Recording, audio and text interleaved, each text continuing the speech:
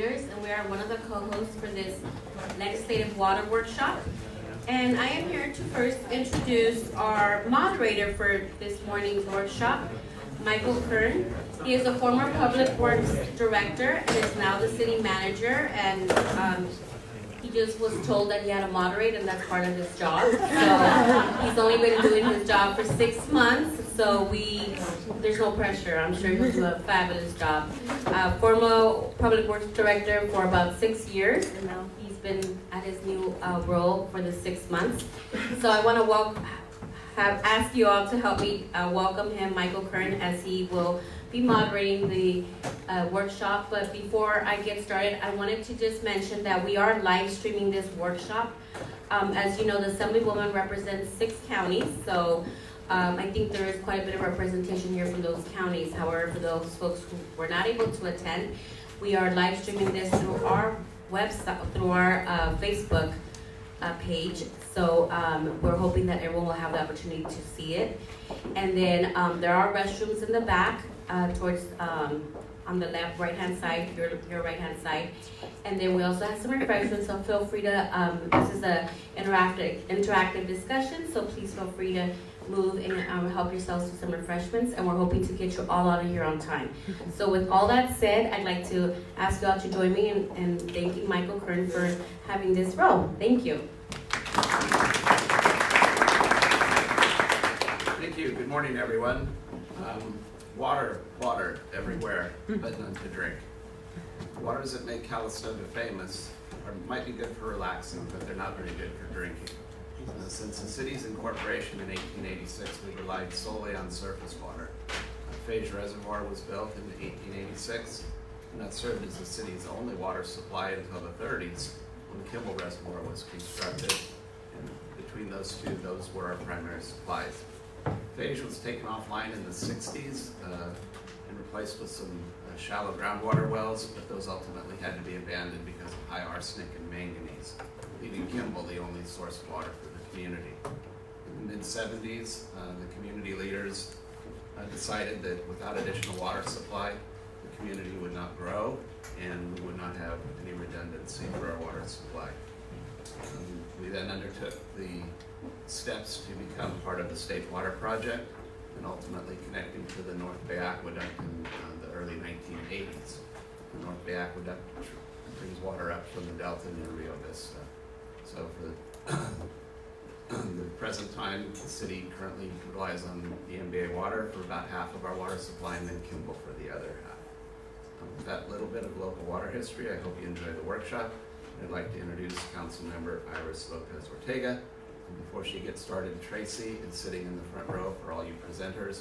She's going to be your timekeeper and she's going to keep you on task because we do have a tight schedule. Thank you. Iris. She's a tough one. Good morning, everybody. Thank you so much for being here in this rainy day. I really appreciate the effort you make to be here. 8 years ago, I decided to apply to be a council member. It was a huge decision for me because I didn't have no idea what that implied. But because there were so many challenges, so many things that I did not know, and I still learning on a daily basis. One of the things that got my attention right away when I got into to be a council, it was water, because we were facing a lot of issues like the cost of water to our people in our community. Luckily, in my first conference that I attended as a council member for the League of Cities, I met Mr. Victor Griego, who is the founder and the president of Water Education for Latino Leaders. He invited me to his upcoming conference that year, and since then I've been attending all the conference, I've been attending all the workshops that they do, and my knowledge about water has been increased and is being very helpful in my role as a council member. I'm glad that you are here, because we represent 4 different counties, and we sharing information and learning from each other, I think it's gonna help us to provide our citizens with affordable and less costly drinking water, because it's a human right. Thank you, and hope you enjoy the workshop.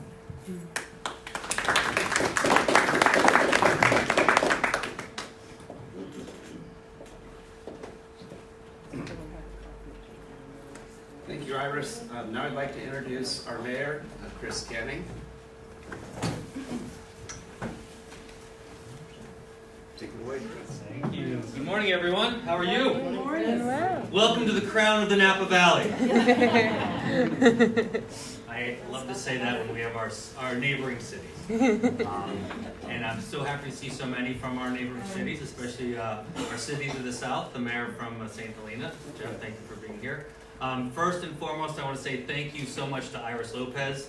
We couldn't be more proud of her and what she has done since choosing to serve her community here in Calistoga. And it has done made remarkable efforts, not only in the community, but beyond the community. And thank you so much for that. We are a small community, 5,200 people.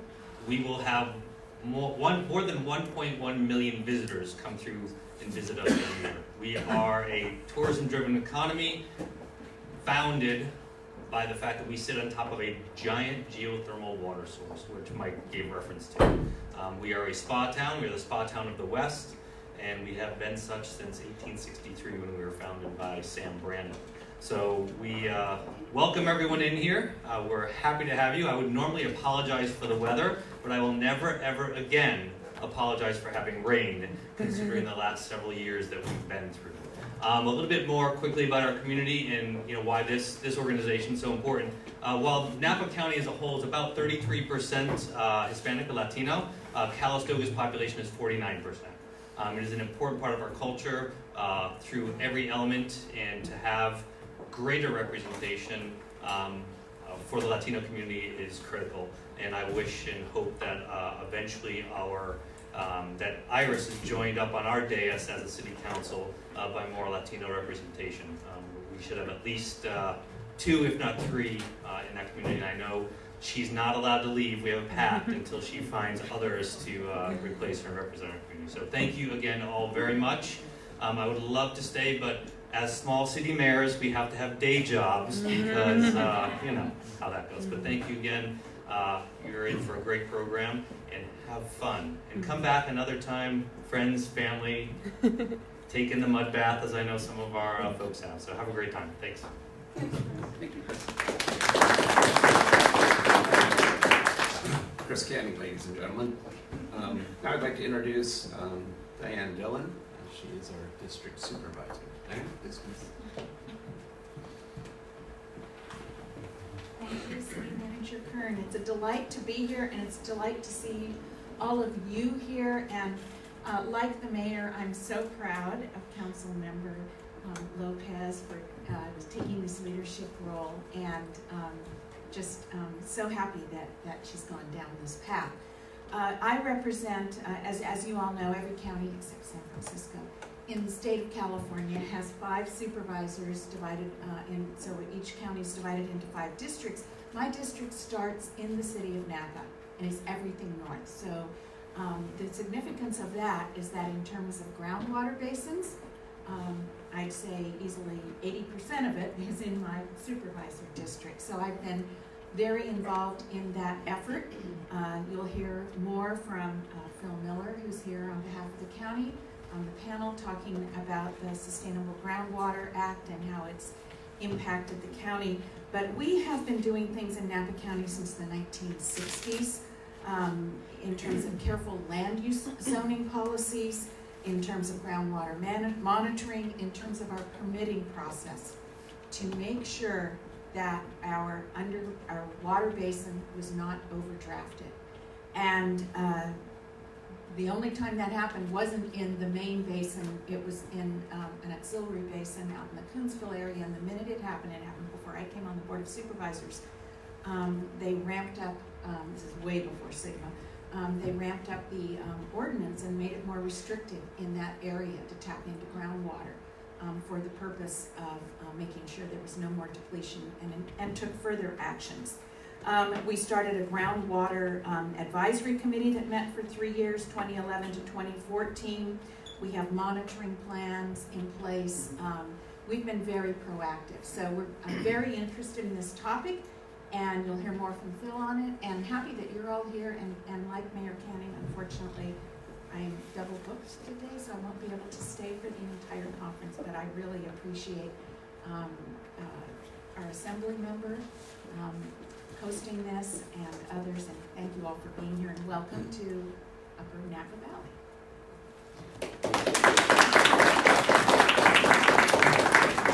Thank you, Diane.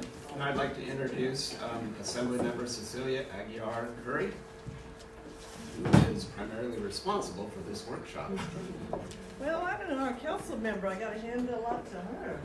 I want to thank her. She asked me if we'd be interested in working on this, about a year ago. We were trying to find a date. We finally found a date. And the organization, and sometimes these things take a little time, but I want to thank you for your leadership in bringing this to Calistoga and bringing all these people together. So it's so nice to see so many people I know. There's probably many faces that I don't know, but all of you are interested in something. The most important thing is water. I have 6 counties in my district, and each one of them has some kind of water issue of some sort. And as a leader and as an assemblywoman, people ask you, what's the most important part about your job? And it's always safety. And I learned that from that gentleman right there, John Donletter, who's my city manager. And when people ask you what your job is, it's about safety, whether it's roads, transportation, lighting, or water. It's all about safety. So I farm with my brothers, so I know the importance to agriculture. And I also know the importance as a public servant, what it's so important for our communities and to build and to have your economy grow. So we have so many issues in this district, and so I'm going to just list a few that we're working on right now. Rising sea levels, Highway 37 and Highway 80 Causeway in Yolo County. The rainy season's upon us in North Bay, and the commuters will be confronted once again with potential closed highways and long commute times. The wetlands, the land is undergoing restoration in these wetlands, could provide a buffer against rising seas. Important, Highway 37 is importantly, we have to make sure Highway 37 is done correctly. And Highway 80 at the Causeway in Yolo County just completed an EIR, and so we have to have a partnership with lots of agencies. And one thing I want to stress today is that these agencies, we all need to work together, and I feel like we've made some great, we're going forward thinking with many of the agencies. I've met with some of the directors, and the directors are saying, you're right, permitting is taking too much time, we need to streamline the process, we need to make sure these important projects get through. The other one that's really, really dear to my heart is the Blue Ribbon Committee in Lake County. I want to acknowledge EJ as well as, just a blank on your head. Tina Scott, I'm so sorry, Tina. I'm still sick. Clear Lake, we really have to identify what can we do to make the health of Clear Lake better. And if we don't, it's going to just kill that community. It is an economic driver in Lake County. So we started a Blue Ribbon Committee, and it is, we're working on the environmental challenges of Clear Lake. I authored a bill. I also got budget money. And so they are working tirelessly on that particular project. And this past Wednesday was the last day of the first year mark of the committee, and they finished their annual report, and we'll be presenting it to the legislators. We also have the Middle Creek Restoration Project up in Lake County, and I was able to secure $15 million from Governor Brown's natural resource agencies to complete the Middle Creek Restoration Project in Lake County. And the Middle Creek Flood Damage Reduction and Ecosystem Restorations Program goal to eliminate flood risk to residential structures, numerous buildings, and approximately 1,600 acres of agricultural land at the north end of Clear Lake. And then also we've worked and helped with the Napa Flood Bypass Oxbow Commons. It's a successful story. I got to tell you, you guys have done a phenomenal job on that. If you haven't had a chance to go down there, it is beautiful. It's a great key part of the Napa Flood Control Project. So I want to thank all of you for being here today. Water is so important. We need to make sure that everybody has safe drinking water. It takes time to do some of these projects. And I just want to assure you that we're working very hard on it. I will continue to represent all of you, and you're always welcome to have a conversation with my staff, because we can get shit done. So thank you very much.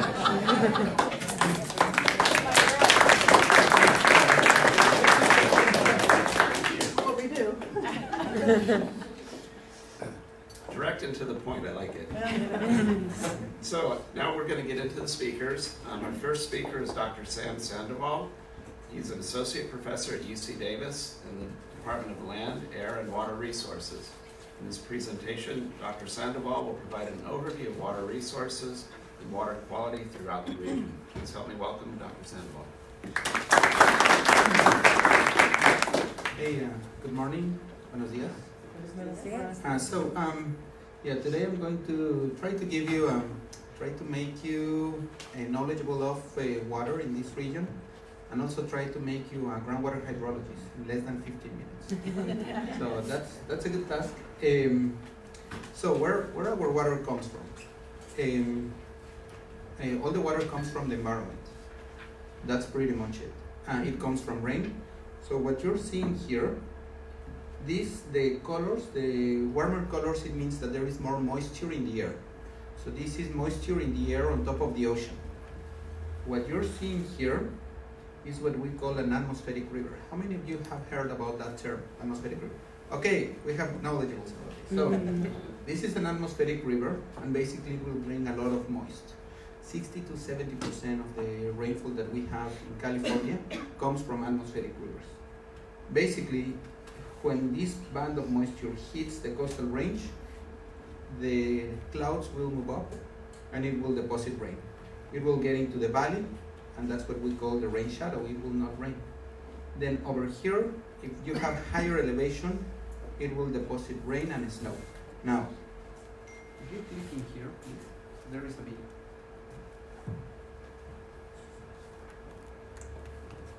So that will be one of the atmospheric rivers that you're gonna see. And look at that. Oh my God, it's just putting a lot of water in California. Hey, anyone knows what is the other name that we call atmospheric rivers? Pineapple Express. That comes from Hawaii? Pineapple Express. Pineapple Express, and that will be a more common term because pineapples come from Hawaii. So all the water comes from rain. Then, so all the colors that you're seeing here is a different type of river, natural river in the basin.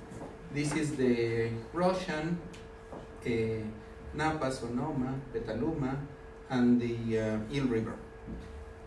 So the best analogy that I can do this is with our gene pool. So all of us were humankind, so there are no races, but we have certain difference in how we look because of where our ancestry came from, and the type of radiation will give us the pigment in our skin. It is the same for rivers. Not all the rivers are the same. In this case, the rivers that are blue, they are more driven by rain events. What does it mean? It rains, we have high flows. It will not rain, we'll have low flows. So, those are the basins that I was talking to you. So, this is how it looks. This is October. We're gonna have first rain, and then you can see that when it rains, we're gonna have these spikes. This is flow, and this is time. What you can see is that all of them respond in a similar manner. What that means is that it rains, you're gonna have high flows. It will not rain, it will come down. And we're gonna have some base flow. So if it hasn't rained for 3 or 4 months and you're still seeing water running into the creeks, where does that water come from? From the ground. It comes from the soil, it percolates and gets from the ground into the rivers. We're gonna see. The other one so all of these are driven by rain. These guys here are driven by rain and snow. So how is that? It has the same first variability at the beginning of, so typically before Thanksgiving we're gonna have one rain, and then we're gonna have most of the rains perhaps late December, January, February. So that's what you're seeing here, this variability. This hump that you're seeing here is a clearly snowmelt driven. So as snow is melting, the base flow increase. Once, so as the weather is getting warmer, snow starts melting. And then once all the snow is gone, then we're gonna have this recession. So that is mostly in this area, okay? So, the headwaters of the Russian River starts in the Eel River. That is correct. So we have, yeah, that's, we start, a lot of the water will come from the Upper Eel River. That's why I put all of this schematic. Basically, water will fall in the Upper Eel River, and it will be exported into the East Fork of the Russian, and then the West Fork, it will go down. Yeah, the outlet of the Russian River ends in the ocean, but also in Marin County. So that's pretty much what you're gonna see. We have all these pipe system that will store water. We have a couple of places where we store water, and also some places where we're moving water. Okay. This will be in general in this upper portion here. It is about 1 million 1 million acre feet of water that flows here naturally. So imagine that you have a cube of water of half a mile per half a mile per half a mile. So think of a cube of water that size. If you have 2 of those, that will be how much water on average per year it will flow in here. That is of course on average, and we never get average in California. So we either have way too much or we're way too few. Perhaps in this one, the only thing that I do want to mention is that this is Lake Mendocino. This is regularly, and this was during the drought. Yep, there was no water there. Okay, let me talk a little bit about surface water uses. So, yep, we have environmental water use. A lot of the bioindicators that you're seeing here is just the species that are in front of the line to get extinct, but there are plenty behind them that they would want to get extinct. So think it as a bioindicator. It's not that you want to save that specific species. That is the species, that is the indicator that is telling you that the ecosystem is not doing well. So we have a lot of those recommendations throughout the basin. Then urban water use. Yes. Russian River. How many of you have gone to the Russian River Brewery? Yeah. So yeah, we have a lot of cities. We have a lot of cities that are using water, also domestic wells, and oh man, a lot of bottles of Russian River. Goodness. Well, next one, agriculture. Yes, we have a lot of agricultural uses, mostly for wine, grapes, and beers. That is correct, and that is all throughout the basin also. Then we have some recreation. That is correct. And recreation happens in some places throughout the river. And last but not least, hydropower. And we have some places where we know that we are doing some hydropower. I'm not sure, Grant, if I couldn't. Also here, yeah, in Lake Sonoma, we're going to have some hydropower. And of course, if this wasn't enough, then we have the new green legal crop. Yeah. So yeah, that we also we can collect cannabis, marijuana, weed. So yeah, what I want to highlight here is that we have a lot of uses, okay, and we share the water. We bring some water, we share some water. So anyway, traditionally, environment is the one that gets allocated water first. Now, I think, so here there are two comments that I want to make. The first one is that the environment is not a water user, really. It's a water provider. If you have a machine that puts 2 atoms of hydrogen and 1 of oxygen, and you can produce water, let me know. Otherwise, all the water comes from the environment. So we need to keep good eye on the environment. Then, of course, so after this, then typically second priority might be for urban domestic water use, okay? Then after that, then you're gonna have riparian appropriators and a lot of the water rights that are somewhere there. And it will be between agriculture and urban, the same. If all of us have breakfast this morning, all of us value agriculture. It is that simple. If you don't eat, by all means, don't value agriculture. Otherwise, all the food comes from agriculture. Then hydropower, and it will depend on others, and then recreation. Sigma. Okay, this is a 101. The Sustainable Groundwater Management Act. It is an act, is to manage groundwater, and it is about how to do it sustainably. Funny thing, politicians were not able to agree on what was sustainable, but they agree on what is not. So, what is not is any of these things, lowering groundwater. So there are 4 things that they agreed that it wasn't good to have. 4 related to overdraft, which is lowering groundwater tables, reduction in storage, seawater intrusion, and land subsidence. If you extract more water from the aquifers than the water that is replenished, something or many of those things will happen to you. Okay?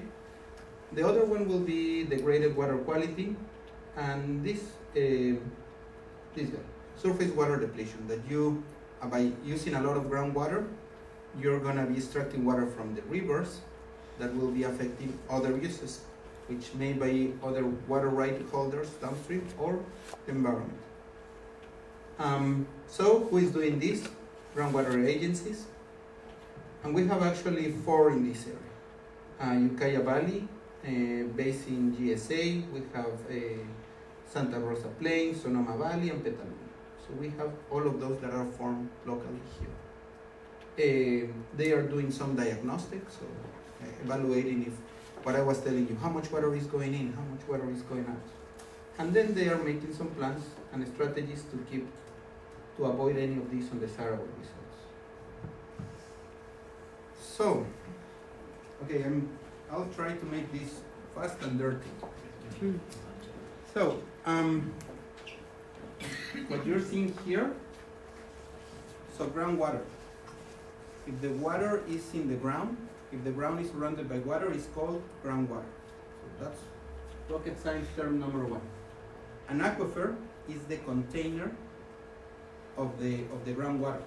So the aquifer is the container. The groundwater is what is in it. Okay? Here we have 2 aquifers. One upstream, and then this is a confining layer. Think of a clay that has been compacted. And underneath we have another aquifer that can hold water. The water is held in between the spaces of the material. So if you have sand, between the spaces of the sand, that's where you have the groundwater. If it is gravel or cobbles, you have larger spaces, larger water. So this is the water level right now on this model. Okay. So we have here, this is the water level of the groundwater. So we have a rain like right now. If it rains a few, the soil will be able to drink the water. Okay.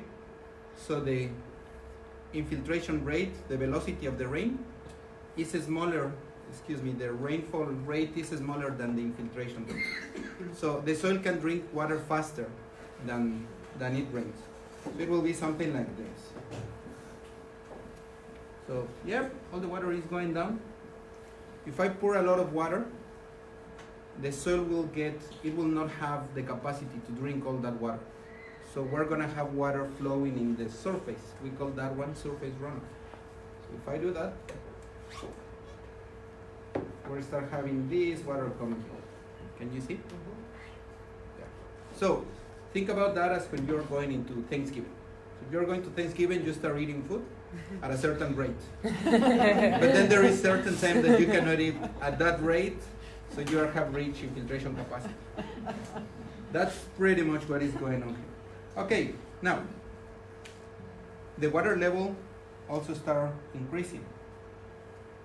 And now we have water here. Wait a minute. I put water here in the land, in the surface of the land, and now we have water in the river. How is that possible? The water is moving through the soils. It's like an obstacle race. Mm-hmm. And if it is seen that there is part of the obstacle is trying to get into the river, but it will jump in there. Okay, that's what is going on here. Excuse me. Is gravity the basic science? Yes.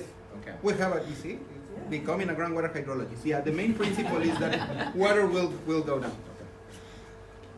Except in pipes. Pipes is they try to do it some other way. So we have that. Now, I'm doing all of this because I want if you give it enough time, water will try to stabilize. Water don't like to be inclined. In reality, it tries to be stable. It tries to be even. So, now it looks something like this. More or less, okay? Now, what I'm going to do, actually now the water has gone, is no longer in the river. Okay. I'm gonna pour water in here.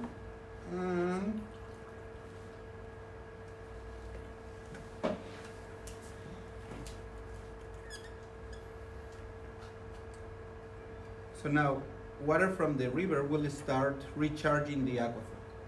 Because if water from the aquifer, from those particles, can get into the river, it can do the other way. You put water into the river, and it will recharge the aquifers. That's why it's so important to keep our rivers flowing. Because as we're keeping it flowing, it will recharge the aquifer. You are just saving for the drought years.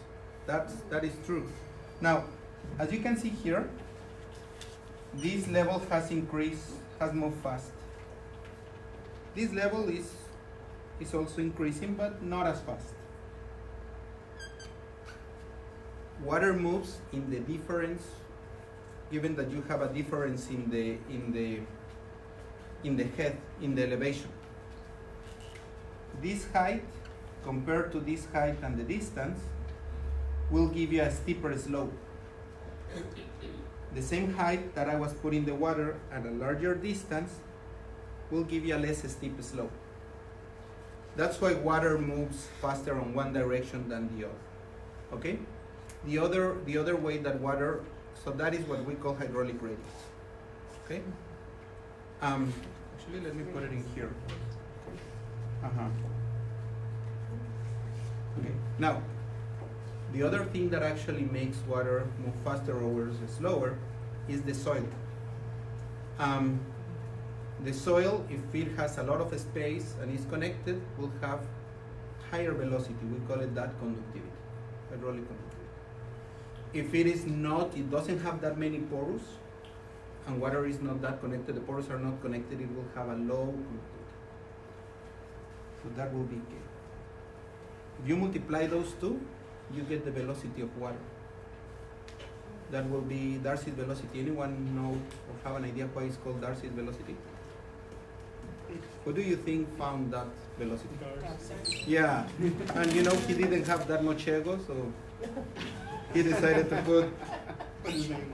So that will be Darcy's velocity. If you multiply this by the area, you get the flow rate. That is the basic equation of groundwater hydrology, guys. So I think I did it.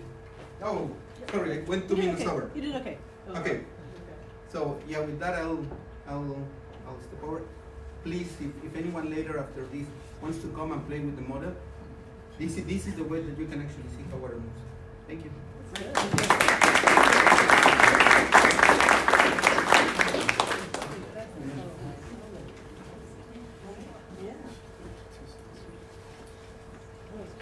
Thank you, Dr. Sam. Pretty interesting. I'd like to introduce Grant Davis. Grant is a general manager for Sonoma County Water Agency. Is that right? It's an agency that's responsible for delivering over water to 600,000 customers in Sonoma and Marin counties. Grant is going to talk about mechanics of water supply operations and opportunities for regional collaboration and some recycling projects they have on the horizon. Thank you, Grant.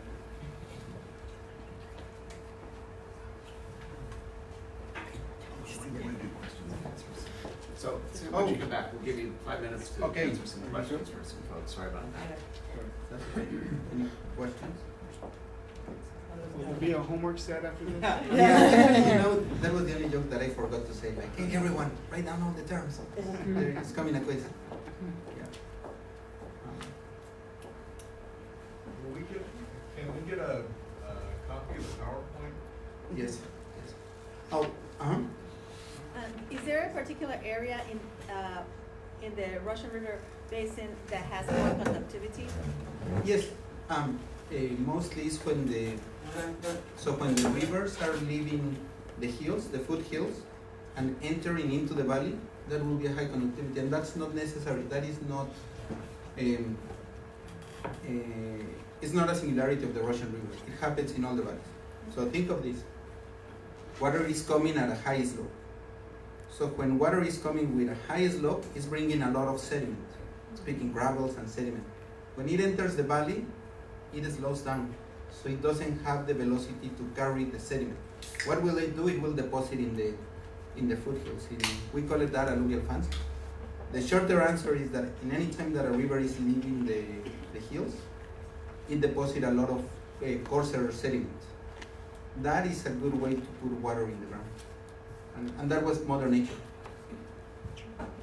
One other thing, there is some water management, wcdavis.edu.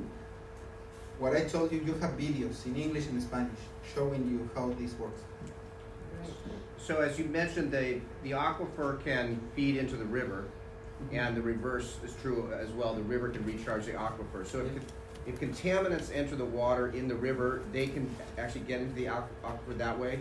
Yes, that is correct. So, and that will be mostly, well, not mostly, but in an agricultural landscape, in excess of pesticides and fertilizer that get trapped with the sediment, you have a greater rain event. So the rain will pick the sediment and will deposit into the river, and it will be diluted into the aquifer. And then from the aquifer into the wells, into the pumps for the cities, for domestic wells. I know, and the same with excess application of fertilizer.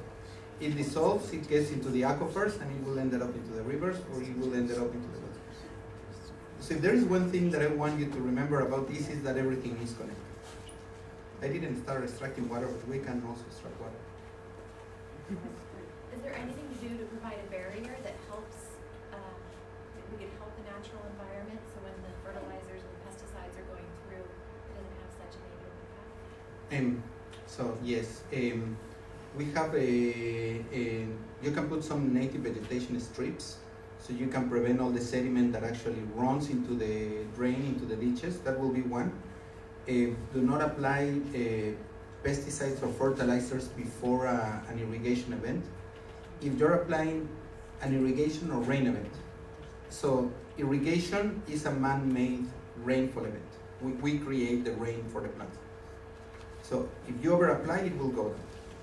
So there should be a close relationship between the PCAs, the pesticides control applicators, and the pesticides control advisors, and the irrigators. If there is something that I would want you to know, is that make sure that they talk to each other. I think this will be our last question. Yeah. Okay. In Southern California, they have recharging programs. Particularly one I'm familiar with is the Prado Basin. Are there any opportunities along either the Napa River watershed, the Sonoma River watershed, or some other areas where we can temporarily detain water, perhaps, to allow it to go into a settling basin and help recharge in that manner? So that is a very good question. So number one, he's thinking of utilizing one of the greatest storage that Mother Nature had provided with us at no cost, which is the aquifers. Really, that's pretty good. The second one is that I haven't taken a look at specifically Napa and Sonoma, but I can tell you where can we find places with we know is a good place. If you write down SAGBI,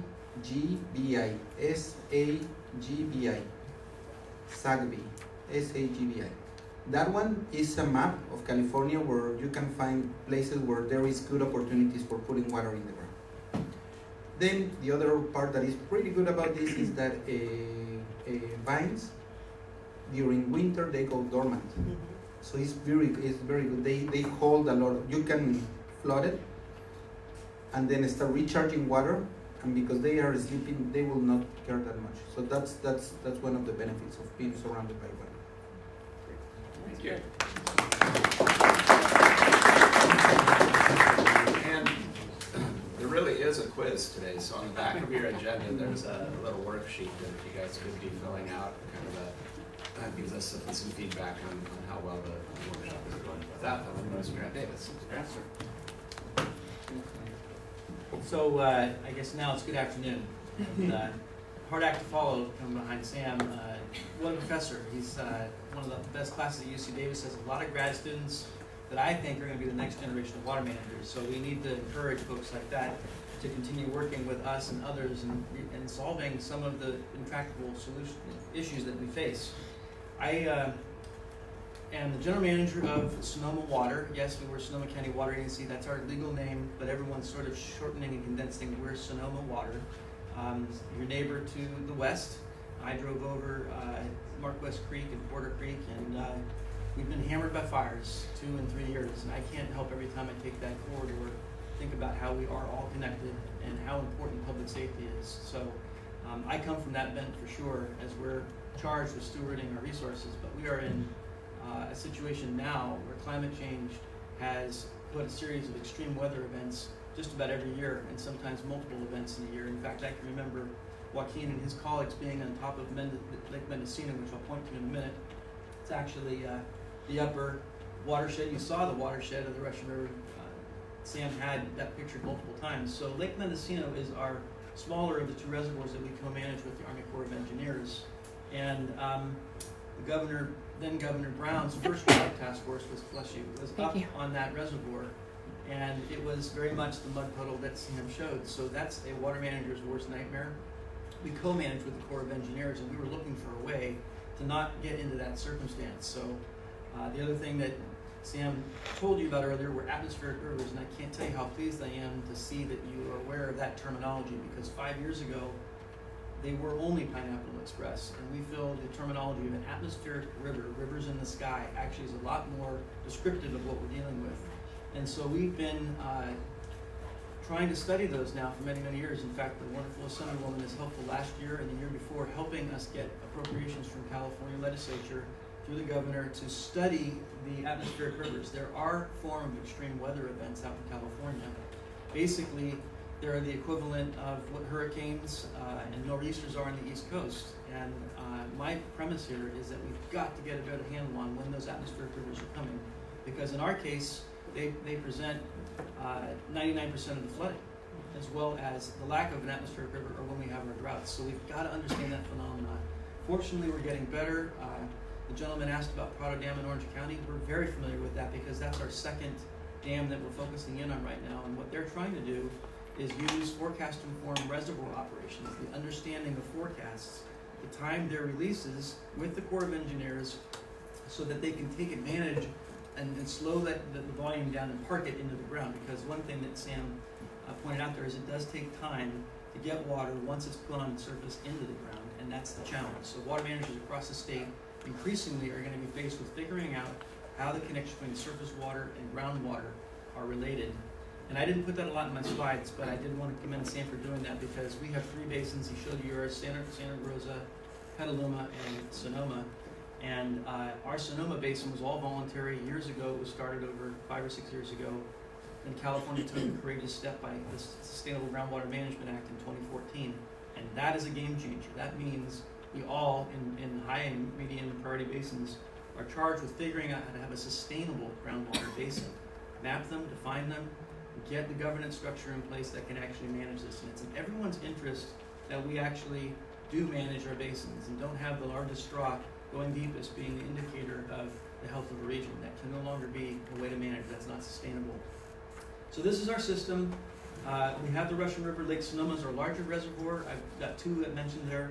What's interesting is we have a form of groundwater in our basins. Down around that circle area is where we divert water out of the Russian River into these large caissons. We have 6 of them. And they basically are taking water out of the river and putting it into fields that will then filtrate down. And that's some of the highest quality water in all of the West. And I'm very proud of that naturally filtrated system.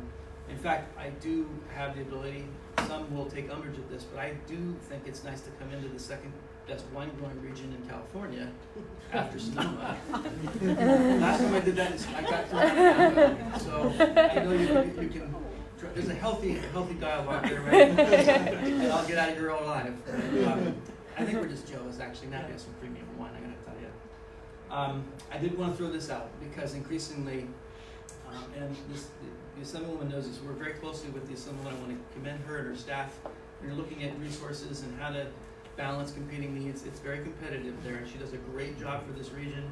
We're proud to have you along in doing that. I want to commend the City Councilwoman from Ms. Lopez for putting this together, because we need to have more voices, more electeds understand. It doesn't mean you have to go through Sam's class, but it does mean you have to be interested, and if you are, please stay with it. We need more electeds to understand the basics. Bottom line is, we were able to get carbon-free water back in 2015. The reason we did that was leadership at our board level. We have 5 board supervisors. They are also directors of the water agency, and that's where we have an advantage statewide. We have a system that's not on the Bay Delta system, and we have a board of directors that's also the board supervisors. So things like energy, public safety, and water can actually be considered at the same time, and it's an interesting form of governance. I don't always recommend it to my colleagues like Joy or Roland back there, because my board has got multiple hats, so getting attention, getting them to care and to make the resource decisions is not easy for Sonoma Water. But when they do, we're able to do it quickly and we're able to mobilize, and I think that's one of the lessons I've learned since being part of this. Fortunately, Sam took on some of the Russian River dynamics, 2 reservoirs, wholesale water supply. We also do flood control, and we do sanitation, 8 different sanitation districts and zones. So we're very familiar with the wastewater, and those are also connected. So I mentioned, I just want to point that I am very proud of this. The fact is that we provide carbon-free water to our residents back in 2015 and continue to today. The reason we did that is we made a series of investments. We put in solar power at all of our facilities. A big one happened to be the hydroelectric coming off of Warm Springs Dam. So that is one thing we are very proud of. We take that energy, we put it toward our energy portfolio. And I do want to challenge other water districts and other divisions to say, your energy usage at the water level is probably the biggest in the community. It was in our case. We made a concerted effort, we've achieved that, and you do that by investing in renewables, getting into the grid, looking at electricity, and you start planning accordingly. So it's something that we need to do more of if we're going to make it through this era of climate.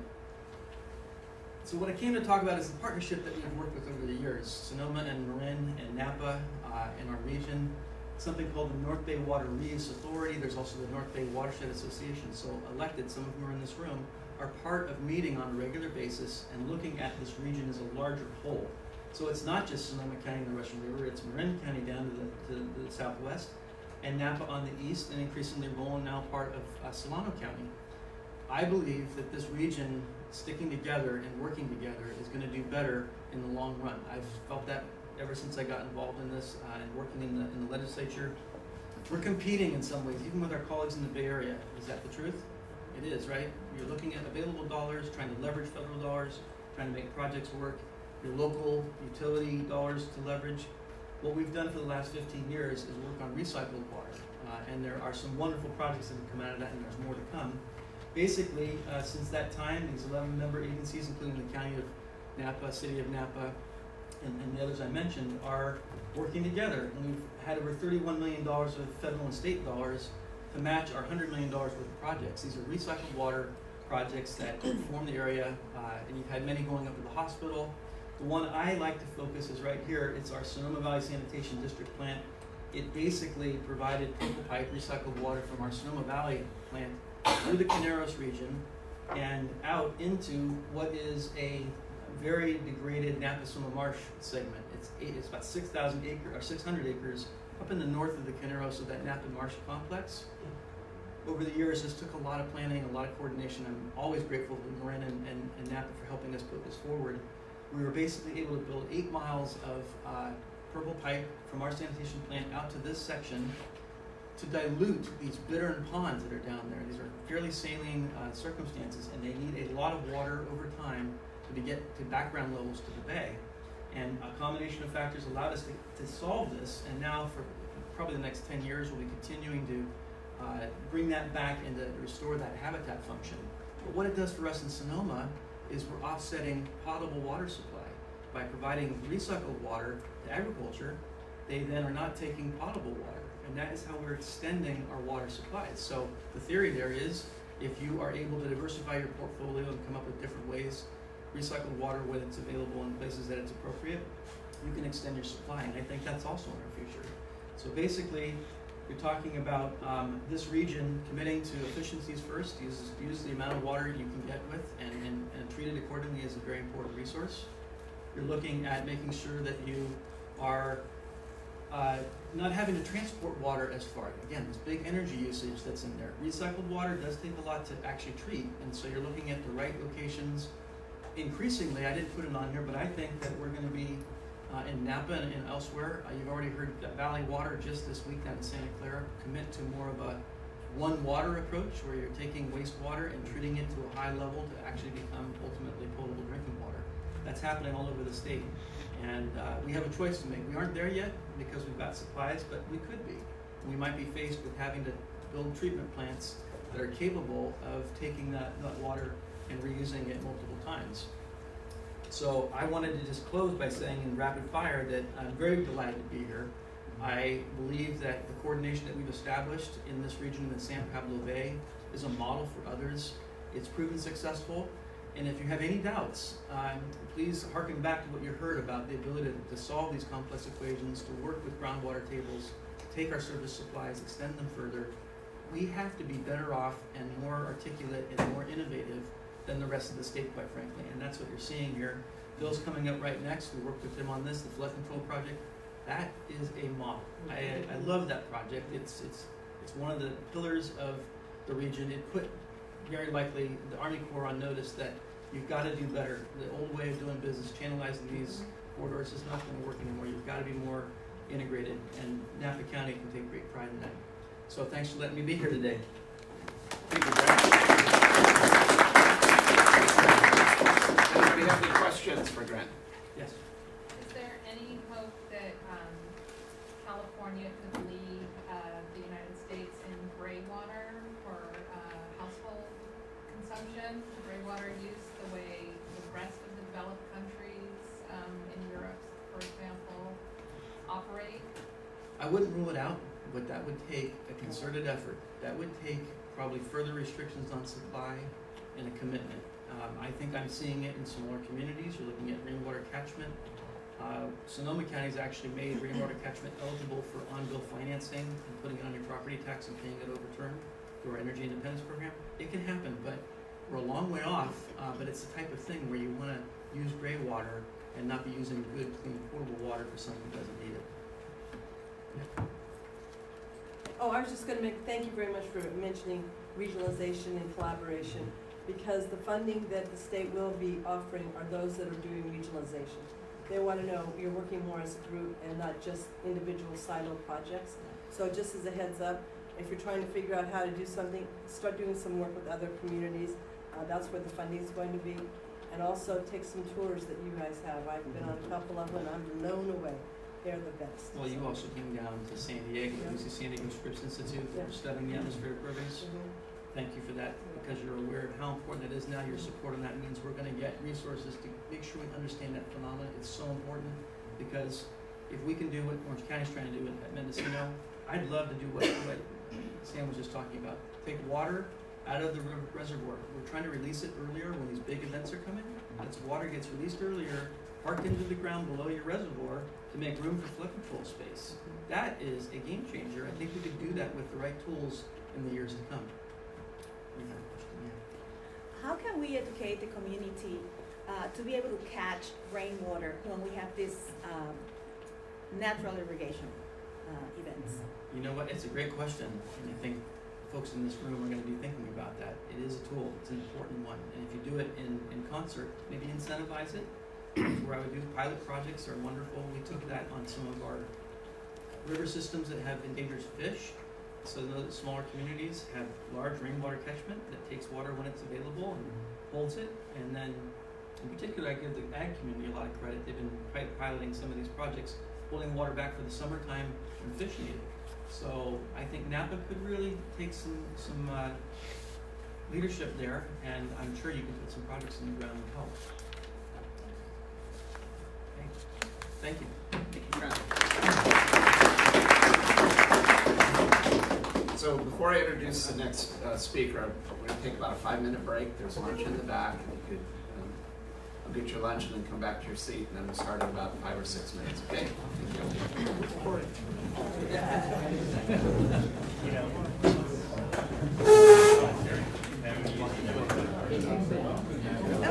Hi, Martha. Yes. Person, finally. I was a little late getting here because there was so much construction. Well, not construction, cutting trees, falling because of the fire, and we didn't contemplate that. It's hard to predict that. Yeah. So I'm guessing this is your husband? Yeah. Hi, great to meet you. Yes. And I really want to meet her. Oh, yeah, go for it. Introduce me. You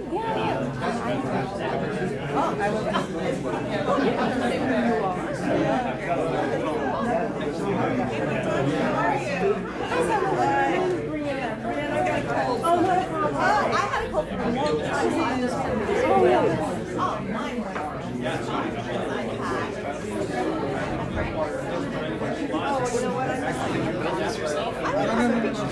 So I just I love working with you. Ready, 1, 2, 3. I really want to start some projects I'm from Cloverton. And I have some projects that I really like going. So the thing is that we don't have any. So you have to start educating. But if you go and sit with Hi, Jeff.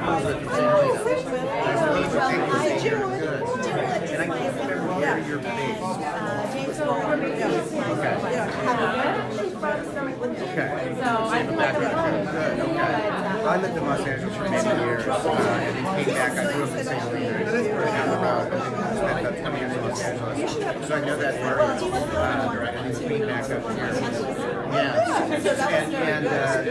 and then spending more time looking at issues. I like it. Napa County is fairly unique. It's got a national reserve. I believe there's going to be other cities in the country, in Maryland, and it makes it. We're trying to work on, trying to get a better dialogue between the county and the cities within the county. But it's unique because these ideas there's not a lot of models. And so there are interfaces between the way we distribute water, say we don't have water to the county, bring it to cities, and then a portion of the water is distributed back to the county. So the interfaces are where I feel like our dialogue's getting better of many things, but calibrating and quantifying those interfaces is where I'm hoping our conversation eventually gets to. Hopefully, Brad Davis talk about that regionalization and getting involved in it. Yeah. Working, so all these solutions can come out like grammar level. Yeah. Yeah. Well, it's being worked on. We're not there yet. Yeah. We may take groups like yours to help the education. I grew up putting in drip irrigation sprinklers, so when I started seeing how we were administrating water, it was really a thing that we had. I mean, the systems came in 50, 60 years ago. Nobody really looked at them. Right. So I think it's the dialogue that's going to get us there. How you doing? I'm good. It hasn't been there. And so we recently did a roundtable for the county and the cities on cannabis, and we're doing one now on climate. But what we're trying to get hopefully away from is sort of unilateral decision making and getting some more to roundtable decision making where every stakeholder one way I describe it to people is like, say you have a watering hole, you have a bunch of elephants, and you might have a bunch of squirrels. It's like you've got to make and each entity has a certain range it needs to survive. So how do we make sure that everybody gets their amount without taking? Yes. So we're trying to work that out. So it may take some facilitation, and our local LAFCO may be part of that. But this is great. This is helpful to us that just bring this up in this conversation here today.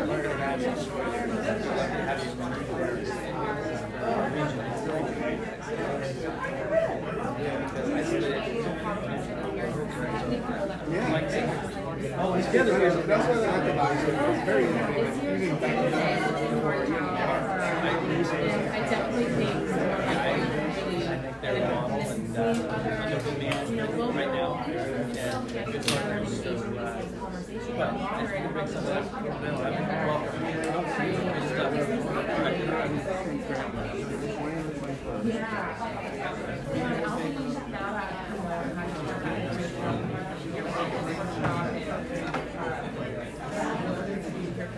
I'm a part of it.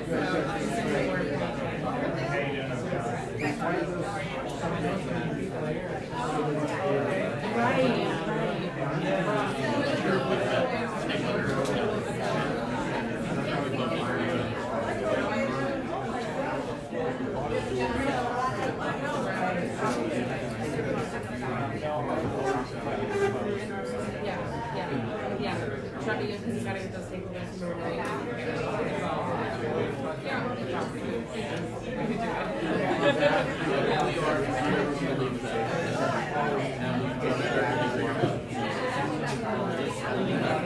Let's stick to the script, or you want to go I'll go earlier? you're gonna hear a lot probably what I said.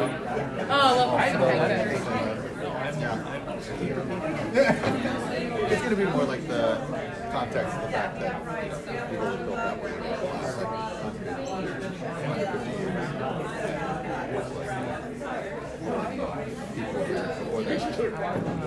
In a very resilient system.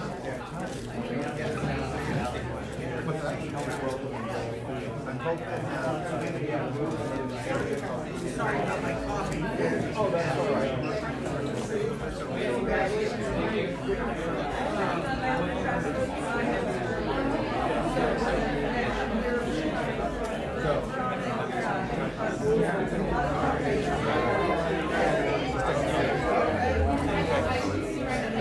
You guys met? Yeah. We're old friends, actually. Oh, well, who are you not? Right.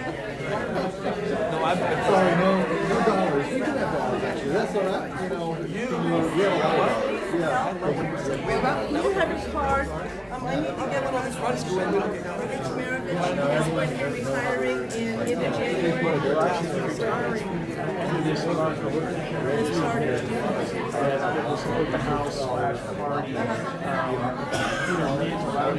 That would work. Let me get to my card so you can send all the information. Yeah, and I'll trade the card. So I wanted to make sure that They did say that it was appropriate to not stay on Just give me the date, if everything is pricey, and then just, Tracy's gonna ask you a bunch of questions so they can put a resolution together. I'll get it framed, we'll get it okay, and then we'll have Bill Don sign it too. Yeah, and we'll get that. I know Richard made, We're gonna turn right around. oh yeah, I figure this is, I told him, I said, clean it. I've known him for a long time, he's a good guy. Just email me your whole details and bio. Okay. Yeah, whatever information you give us, and they'll put it all together and send it to our ledger. We make a really nice demand saving. And send it sooner rather than later. It has like minimum of 3 weeks. I know we all see that in Green Valley. Well, I haven't had a chance to Sorry. We didn't do anything about it. We just wanted to go. Kind of waiting. You know, she's.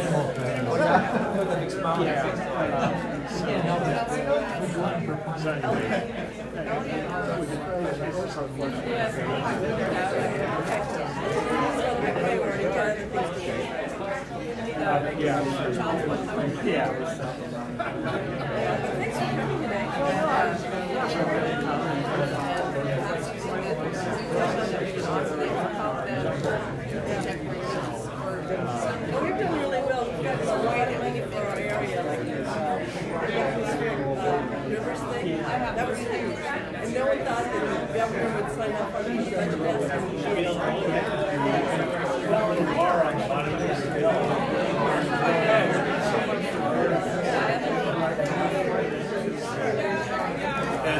we just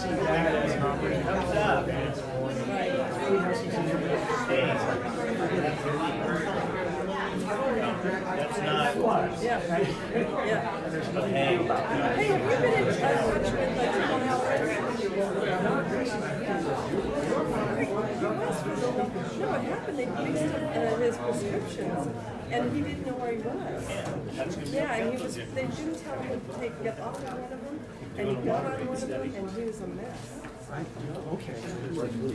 So we're going to go ahead and get started here shortly. So if you haven't grabbed your lunch, please do so, and find your seats, please. It's going to be a big meeting.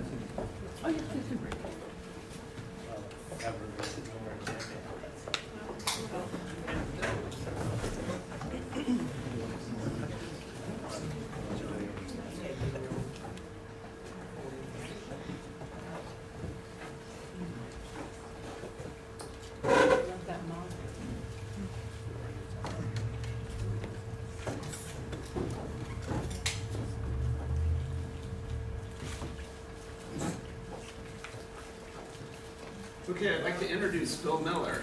Phil is the Deputy Director, Public Works Department with the County of Napa, Flood Control and Water Resources. He will be discussing groundwater, sustainable practices, and supply. Please welcome Phil.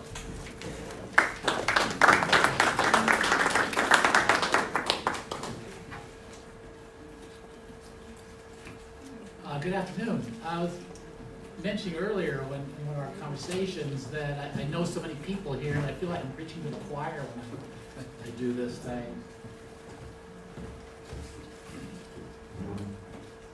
So what I'm going to talk about is do a little quick introduction and then talk about the water supplies that we have here in Napa Valley. Imported surface water, local surface water, as well as groundwater. Me, as Mike mentioned, I'm a Deputy Director with Napa County Public Works. I'm also a District Engineer for the Napa County Flood Control District, which is a completely separate governmental agency, but it's completely staffed by the Napa County and primarily by the Public Works staff. And some of the things that we're involved in are the state water project contracts to bring imported surface water into the county, the Napa River Flood Control Project, which we talked about a little bit earlier, MST Recycled Water Project, which is in a groundwater deficient area just east of the city of Napa, which I worked with Grant Davis to help fund that and get some federal funding on that. We're also working on a watershed study for the Hennessy and Milliken reservoirs that are owned by the city of Napa, and we're doing Sigma as well, and I'll touch on that a little bit in the presentation. Imported surface supplies. We import water from Sacramento to Delta via the State Water Project, which is owned and operated by the Department of Water Resources and is conveyed to the county through the North Bay Aqueduct, which we share with Rowland over in Solano County. And it's the primary source of water for the urban areas in the Napa Valley. This is the project itself. It stretches all the way from Lake Oroville and goes all the way down to Metropolitan Water District in Southern California. Where this little tiny branch right there is the North Bay Aqueduct. Napa County is like 1.3% of the entire project, and we're obviously amongst the smaller contractors, but there's plenty of us to fight off the battles with the big guys down in Southern California.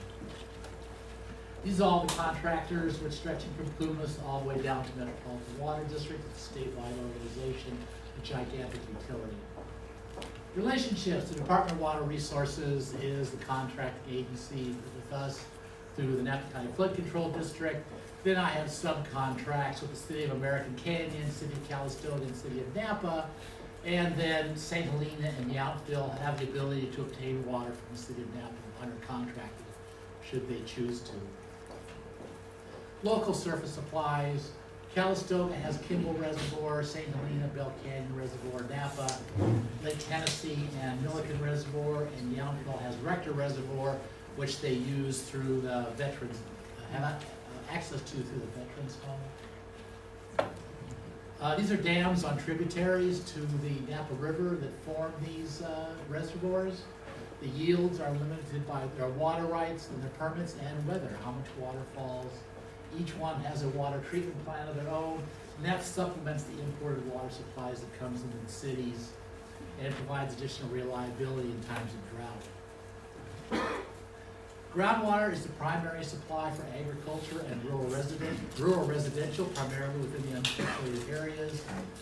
Napa County, the Department of Water Resources, USGS, and others have been monitoring groundwater in the valley for decades, as Diane mentioned earlier. And primarily what we've been looking at is depth of groundwater, which is a measure of how full the basin is. We have done some water quality work, but with not as much as we are planning to do in the future. This is a generic illustration, but it's very similar to Napa Valley. We have an unconfined aquifer, we have a confined aquifer with a clay layer in the middle. We have monitoring wells that monitor both the deep aquifer as well as the shallow aquifer. And what we have up on the left is the conditions as they differ through the year, where in wet periods the groundwater is actually supplementing the Napa River, and then in other parts of the year the groundwater is the river is supplementing groundwater, and even within an individual season, different reaches of the river that can change along the length of the river itself. This is the county, this is the Napa Valley groundwater basin. It stretches almost the entire length of the valley. It was just recently increased to high priority in Sigma, and it's not, we were medium priority before, now we're a high, and they have a set of factors that they use in determining that. It really doesn't change anything as far as the condition of the groundwater or requirements on the county. We have 108 wells that we monitor and have been monitoring for a long time. The actual wells monitored has varied over the years, but we have 108 that are active currently. Most of those are volunteer wells from the primarily vineyard wells and agriculture in the area. Folks that have volunteered to have their well monitored for depth, and we're working on doing quality as well. This is an illustration. The top graph is 3 wells that are representative of the valley, one in Napa, one in Yalta, one in St. Helena. And what this line shows you is that we monitor groundwater levels twice a year, once in the spring and once in the fall. So when the rainy season is over, we find that high point, and when the irrigation season is over, it's the low point. And what this tells us is that if you look at the trends for these 3 lines, if you trend those, they're horizontal.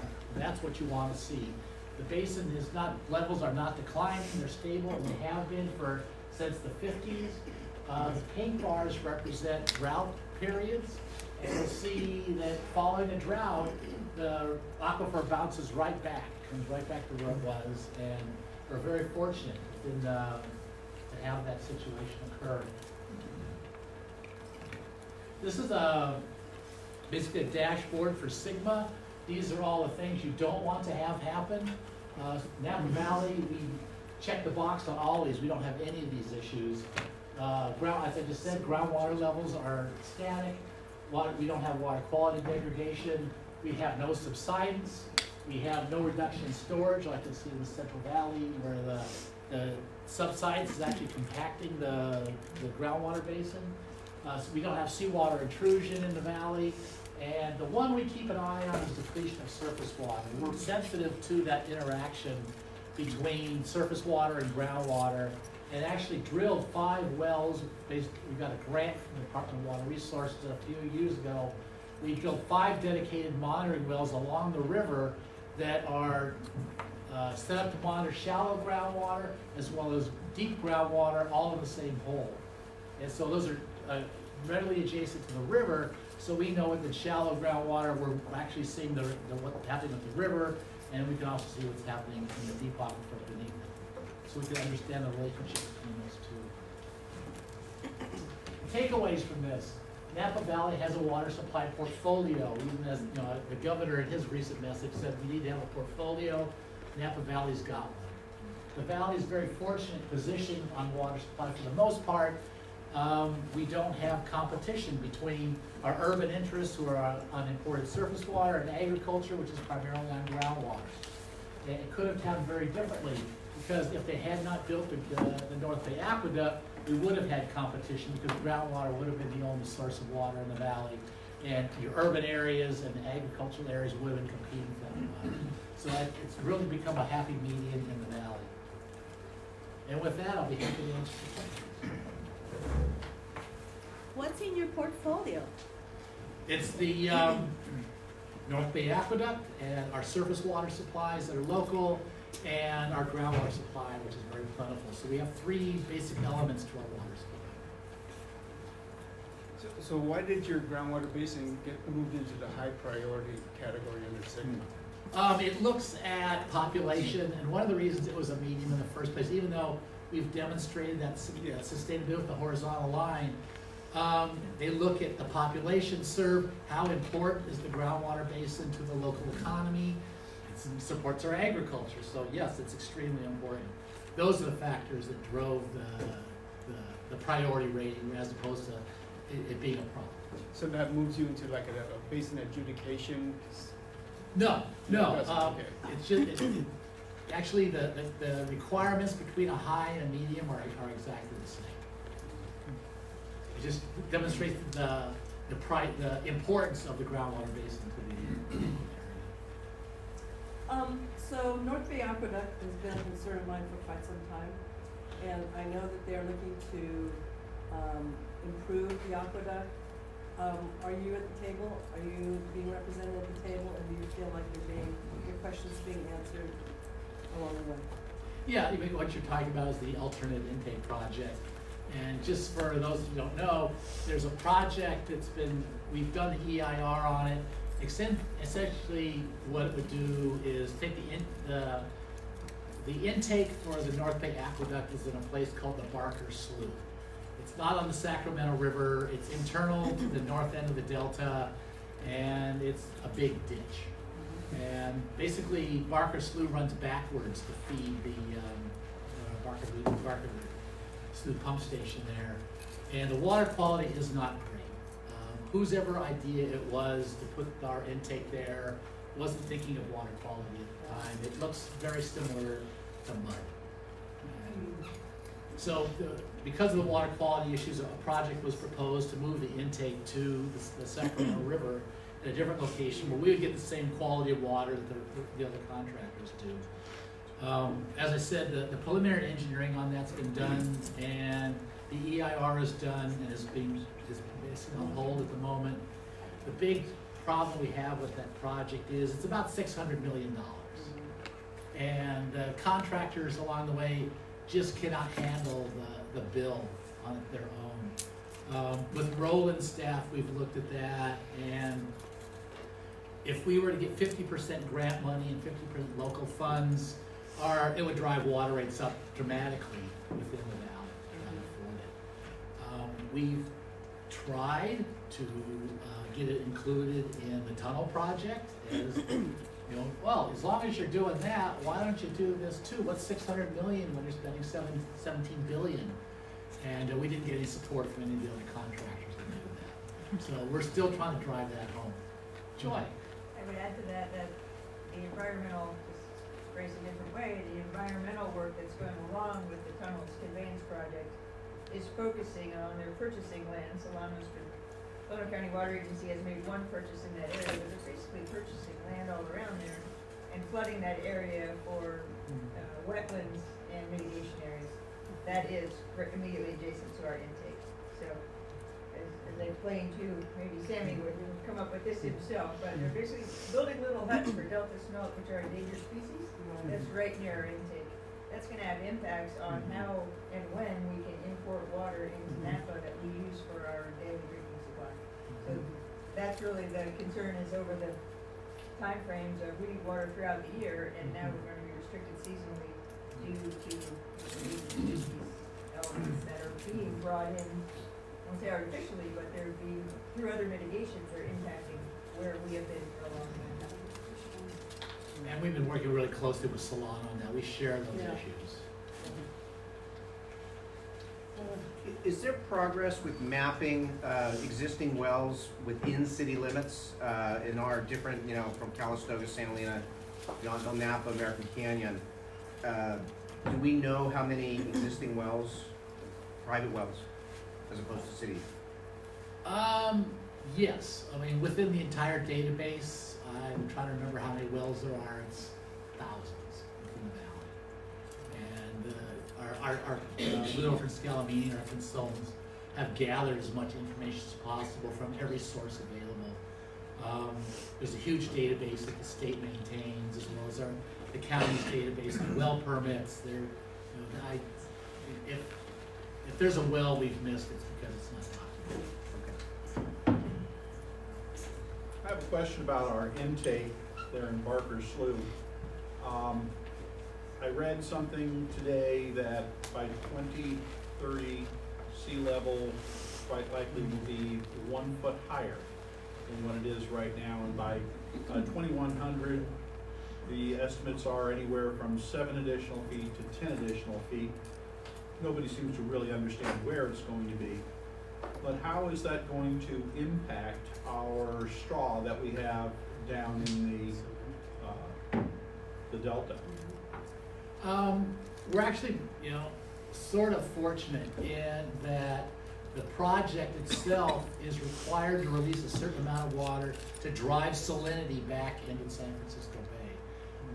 There's a requirement within the biological opinions, which you may have heard about, and the regulatory requirements that are on the project is called Fall X2 and Spring X2. And what that looks at is how many kilometers from San Francisco Bay is salinity allowed to intrude into the delta. And there's a requirement for that, both in state and federal agencies. We're above that limit. So by the water flowing out of Oroville and through the system, it's pushing salt water away from our intake. So we've got that protection. There were concerns back during the drought when it was really bad, when we had a 0% allocation, that they were going to build salinity barriers within the delta to prevent salinity from going up because of the very low flows. We were concerned that would be a negative impact on us, and in the end, DDGR didn't build. They only built 1 out of the 3 that we were talking about. So we're in a pretty good location as far as salinity goes. Sure. Just as an observation or a comment, in American Canyon, almost all of our water is funneled through Barker Slough in one form or another. So, and to put it in context, we're probably in the best position to provide some of the affordable housing that the valley needs, and obviously water is an essential element. So we're kind of in a precarious situation. So we're motivated to figure out, I don't know where to come up with $300 million, but motivated to try to address that. Ultimately, it's just a comment. Francis? Can you say just a little bit about what the plan is for the GSA Foundation and what timeline you have to meet and internally what you guys have been talking about as far as meeting that? Yeah, the GSA is in my shop. I'm not the person who does it, so I can't tell you what date it's going to do. The county submitted what was called an alternate plan. There were 22 agencies that submitted alternate plans. Some of them were accepted and some of them were not. We've gone through a long process with the Department of Water Resources and their review of ours. And in the end, they've told us that they're not satisfied with our alternate plan. In spite of the fact we met all the sustainability factors, their concern was, and I'm not going to use the term groundwater Nazi, I'm not going to say that, but there are people who are extremely concerned about groundwater who believe that you should have an agency dedicated to groundwater because it's that important. So we've, I believe, pretty much have resigned ourselves that we're going to be forming a groundwater sustainability agency here in the near future. Next year we'll be beginning that process, and Steve probably has some more comments on that. Steve Leiter at Napa County Public Works. Following up on 2 things. One is County Board of Supervisors is going to have a discussion on the GSA this coming Tuesday, and we'll probably make a formal decision on that, or not, but most likely they will. The agenda's already published, so anyone who's interested in all the background info can go online right now and have a look at that, and certainly is welcome to come on down on Tuesday. I also just wanted to follow up. I wasn't sure who asked a question about wells within the cities. The requirement to get a permit for a well came in around 1969. So if a well was drilled in the city before then, there is probably no record. of that well. So if the cities are interested in that, and I'm not even sure exactly how they go about doing it, but I have no doubt that there are unpermitted, quote-unquote, unknown wells within the city, and actually in the county as well, because if it was before 1969, there's no permit on those wells. One quick response, so for the GSA, the plan has to be finished by 2022, January 31st, 2022. They have already filled that one, now they are developing their plan. And for one other one, for the prioritization, as the DWR was doing these 6 categories, so they were related with what was the population relying on the groundwater, what was the agriculture or other uses relying on the groundwater, water quality, subsidence, and they have a category of other. The reality is that the critical ones is the 25 that are with a lot of problems, the 25% that get the highest rank. So they rank all of the basins. The 25 in the highest rank, they were critically, from the 25th to the 75th. So the ones in the middle, they get bumped to high priority, and then low priority will be the next one. I can show you that one. That's okay, that's okay, I'll find it. Thank you. Thank you, Phil. Thank you. On the portfolio question that you asked, one important part of our portfolio, I think, in all of our agencies is recycled water as well. So that's also a resource that we all are very proud of and is heavily used within the valley. So I'd like to introduce Joaquin Esquivel. Mr. Esquivel is the chair of the State Water Resources Control Board. Is he here? Yeah. All right. He will speak on current and upcoming state water policy and how they may affect local governance and current regulations. Please help me welcome Joaquin. Nice to meet you. Good to meet you as well. Thank you, and thank you everybody for the opportunity to come and contribute to today's discussion. I was in Berkeley this morning talking about PFAS and our response at the State Water Board and kind of setting the table there, and so I was able to jet out here and was really glad to be able to catch a good part of today's discussion. You know, again, Joaquin, it's good to for those of you who I've met before and know, good to see you again, and for those just meeting today for the first time, look forward to introducing myself further. I have the fortune to be at the State Water Board at a relatively consequential time, I think, as we can all tell, on water policy right now. I want to first thank as well you all who have some of the hardest jobs. You know, when it comes to elected leadership, you're called upon to think about and be mindful of a lot of different topics. And I know increasingly discussions around water, how it's managed in your watersheds, projects that need to be supported or advanced, all land in your leadership roles. And so just wanted to first and foremost thank your roles in advancing what is, again, a pretty critical time, I'd say, around water policy generally. If you'll excuse me, the sort of trope to kind of pull us back a little, I think it's sometimes important to remember that the challenges that we face here, aging infrastructure, climate change, an increased understanding of maybe some decisions that we made in the past that have done certain things to our watersheds that aren't beneficial or harmful. The difficulty of serving clean, safe drinking water, which we know right now in California, 1 million Californians don't have access to, and I think it's important to make sure we bring ourselves in the proper context, because these challenges that we have, say that have multiplied over the last 200, 150 years more, but really you have to remember that California, this place that we all call home, this place that we identify as Californians on, was here for millennia, and about 300,000 people lived here. And in the scope of these last 200 years plus or so, we've come to be 40 million. And so I think making sure that we recall that sort of time frame that we find ourselves is really important, because the systems that we that were here, that supported those people for that long, were very resilient, as we would call them today.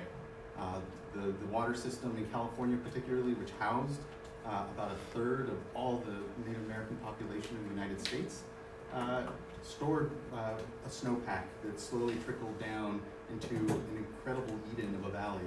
The Great Central Valley, which is Sacramento and San Joaquin, came through and then out the Golden Gate. And in its slope, there was things that happened to the water as it did that. It got onto the floodplain, it slowed, as you heard earlier, it recharged groundwater. It became a very self-sustaining system and lasted droughts. Droughts in California has always been subject to looking at the geologic record. There's always kind of been this state of great extremes of drought and flood, and drought and flood. But that's why we see the natural system that was there. We made some decisions, maybe without certainly knowing what that would do. We tail mined most of the watersheds in the Sierra, completely changing the way they flowed and introducing mercury, which is still a legacy pollutant that we deal with today. And so I kind of, I don't mean to go on too far sort of down that path, because I will connect it back to the state board's work here in a moment. But it is important that we look at that inheritance, because that's what it is, this sort of legacy of an inheritance that we find ourselves in our watersheds and these challenges, and we don't get too defensive. That we can talk about how it is that certain groundwater basins are contaminated with certain pollutants. Are there responsible parties? Are there not? Sometimes it's arsenic that's naturally occurring, or hexavalent chromium, which we don't have an MCL for, but we're developing, which is naturally occurring. But sometimes it's not. Sometimes it's nitrates because of legacy agricultural practices. Sometimes it's 1,2,3-TCP because of pesticide application that also, as we talked about, makes its way into this interconnected system that we find ourselves with.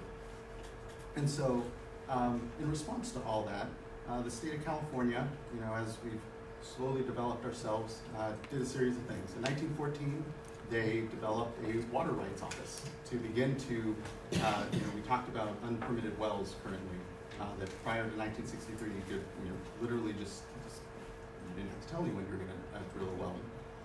And prior to 1914, you could just kind of put up a little sign on your tree that said, I'm going to divert this much, and that was your public notice, and you had this senior water right, which we call, because it wasn't before California even decided to manage who was taking water out when. And so that office from 1914 in 1969, in 1968, 69, was united with a pollution control board. It was formed in the 40s from the Dickey Act. Prior to the 40s in California, you could just dump anything everywhere you wanted. It was like much of the United States insofar as we didn't have a regulatory framework to prevent or say you shouldn't be maybe dumping that straight into that river that a downstream user will then later use. And so the Dickey Act created these local pollution control boards and a state pollution control board, kind of like SGMA, harken back to you need regional focuses, regional watersheds. The state of California is far too vast and complex and geographically and geologically. You need to have, and people-wise, so you need to have that local control, local understanding of the watershed. It's particular, think of the LA water basin is very different than, say, the Klamath Basin up north, or the Coachella Valley, very different from Salinas, although maybe shares quite a few characteristics. And so that sort of model was brought together with the Port of Cologne Act in the late 60s, which said for the first time, we're not just going to regulate quantity over here and quality over here, that you have to do so in the same breath. You have to regulate quantity, you have to rate quality in one space, one regulatory body, and that's when the State Water Board was created. Governor then Reagan is who signed the legislation into place. Innovative governor that he was in creating the board and the legislature at the time. That then, when it comes to, say, the way California is now responding and thinks about these challenges and how it regulates them, was completed in the last 5 years when the Division of Drinking Water was brought over to the State Water Board. So the State Water Resources Control Board, with its purview of drinking water, water quality, and water rights, has an opportunity, I'd like to think, to really maximize what that means. How do you protect drinking water sources and consideration of water quality protection in a watershed basis? How do you start getting more, you look at the success of the Port of Cologne these last years, these decades that has been in place, and it has been successful. Our waterways are cleaner now than, before when we destroyed them. And so the issue though is that ultimately I would say command and control, regulatory processes sometimes don't lend themselves to that next mile. They get you, if you have a pipe and you're discharging and you can measure it and you can put a limit on it, you're good. But when it's diffuse, it's what we call non-point source pollution, it's nitrates, and it may be, multiple sources, including currently homeless encampments and waterways, which we see in the American River watershed with places. We need to continue to ultimately, I think at the state board, take advantage of this opportunity we have to connect all those dots together, to ensure that there is a regulatory framework in place that is appropriate, is effective, and that is knowable on a very local level. And I think that's where, again, your leadership and understanding of these issues can most come into play. So the State Water Board has that regulatory side. We also have the Division of Financial Assistance. And that's where recently we have a new tool with the Safe and Affordable Fund to help us get that next, the fact that 1 million Californians don't have access to clean and safe drinking water. But it's not just that 1 million Californians. For every system that we see that's out of compliance, it's not meeting what we call a maximum contaminant limit. It's sort of those that we've set for arsenic, nitrates, for 123 TCP, for these other constituents. We know that there are several hundred at least other systems out there that are one pump failure, one MCL, or some other shock to that small system away from not serving clean and safe drinking water. It's an incredibly difficult job, but I think that it's one that certainly this governor has paid a tremendous amount of attention to, and this administration continues to see as a top priority, along with advancing a water resilience portfolio in the state of California. It's been touched on here and there. I feel very fortunate to be in this watershed that has recognized and known that you need a portfolio approach to your water supplies. So you look at Sonoma County and their forecasting informed reservoir operations, FIRO and Lake Mendocino.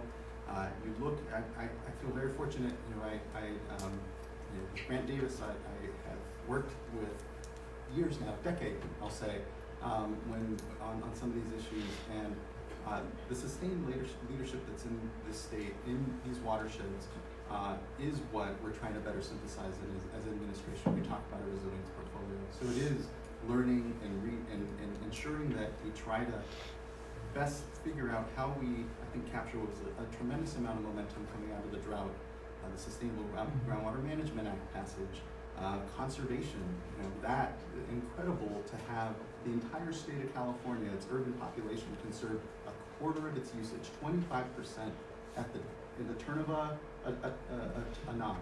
It was not without, I know, great consternation for some that felt in the water districts that certain investments were made that should be drought proof, that they shouldn't have to tamp down if they have invested in certain ways. But I think what it showed was a consciousness raising in the state of California to understand all of our part and all of our role in water management, and that includes in our personal decisions in a very daily basis. But then it needs to, and I think we have the opportunity to sort of exponentially magnify those back out into the watershed.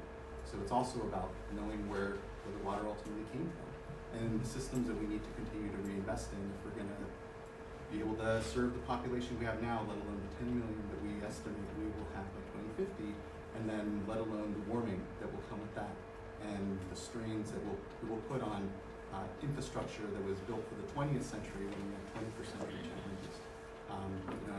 Sometimes we just kind of summarize we have 19th century laws governing 20th century infrastructure, 21st century challenges, and that kind of encapsulates a lot of I think we're trying to do, but it does start at the local level.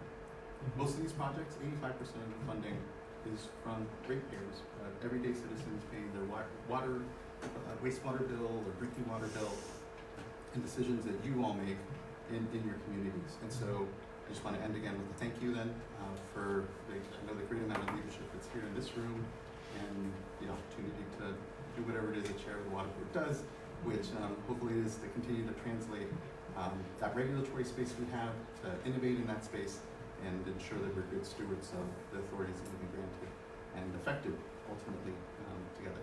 Thank you all. Yes, please. Anybody have any questions? Chair Esco, thank you so much for being here. I sincerely appreciate your leadership and your time on all this. In winters, we're affected by the hexavalent chromium issue that's coming up, and probably just the one thing that I really want to emphasize. My goodness, in here we've got leaders that are really advancing the issue of water quality, and these projects are super expensive, and it requires that balance as you look at the various MCLs and regulations to create new projects which can take away. I think probably the one thing that I'd just ask is you look at these, you look at the economics, the impacts on ratepayers, the impacts on some projects that can take away from so many of these other projects which really benefit water quality, because we are all smaller communities, ag oriented. It requires collaboration, and you're talking about literally billions of dollars worth of projects that have to go forward. So I just want to give a plug for looking at the economics of some of the setting of some of the MCLs on things, and but mostly a very sincere thank you. We know how hard you work on all this stuff, and appreciate your consideration of this. I appreciate that, and whatever hard work I do, I know that it's not. I don't think it matches. I know it doesn't. A lot of the local leadership that it goes into actually putting projects into place, having to manage systems, and I appreciate that. And when it comes to economic feasibility considerations when we do MCLs, we're trying to get a white paper out. We're trying to better standardize the work that we do there. We don't have very good classifications for economists, to be candid, at the State Water Board, and it's something that I think we need to continue to grow in, because we have to be sophisticated in our understanding of what the impact of our regulatory decisions are. We talk about it sometimes in the frame of the cost of compliance, where we understand that the requirements or requests that we put on communities have a cost, and we need to make sure that those costs actually do have then not a cost benefit analysis, because that you can easily manipulate it, and you look at its difficulties on the federal side. It's not something I want, but it has to be again, well, at least in statute on the State Water Board side, the economic feasibility study, which is something a little more comprehensive and can hopefully highlight the best way for the board to do its balancing, which it's always continue to call for. Thank you. Oh. I guess, sorry, I don't mean to have to here and then. Hi, Joaquin. I'm the Assembly Member for the district. I'm honored that you came here. This means a lot to me. Thank you. Shows your leadership. A couple things I just wanted to just tap on is that I work really hard at the legislature to remind people that what works in LA and San Francisco and more metropolitan areas does not necessarily work in rural communities. So I would appreciate whenever you are reviewing or having conversations is to take that into fact, because when you have $1 billion water project or whatever, millions, and you try to spread that around with 5,200 residents, it just doesn't pencil out. And unfortunately, it's our elderly that generally get stuck with that. So if you could keep that in mind. And the other one is that is there somewhere is that people call my office and ask about process, frustration, how do we work with the board, etc. Is there an ombudsman or somebody in particular that my community members or electeds could work with directly, because sometimes they get passed around, and by that time the frustration builds. So I thank you on both of those. When it comes specifically, we have an Office of Public Participation. It's an office that we're looking to grow as well. Now that SB 200 has been passed, and we're ramping up to implement the Safe and Affordable Fund.